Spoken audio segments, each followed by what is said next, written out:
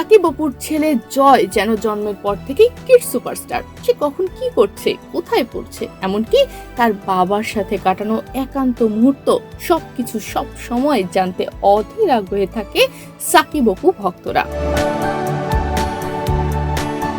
গত বছর ঢালিউড কুইন অপু বিশ্বাস জানিয়েছিলেন ছেলেকে নাকি আর দেশে পড়ালেখাই করাবেন না, ছেলেকে লেখাপড়ার জন্য বিদেশে পাঠাতে চান।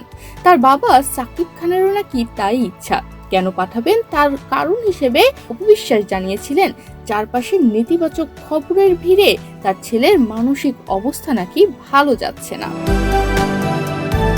কিন্তু সেই সিদ্ধান্ত থেকে সরে এসেছেন অপু বিশ্বাস। সম্প্রতি গণমাধ্যমের এক সাক্ষাৎকারে অপু বিশ্বাস বলেন, জয়কে বিদেশ পাঠানোর সেই সিদ্ধান্ত ছিল তার ও সাকিব খান দুজনের পক্ষ থেকেই, কিন্তু জয় ওর বাবাকে ছাড়া থাকতে পারবে না।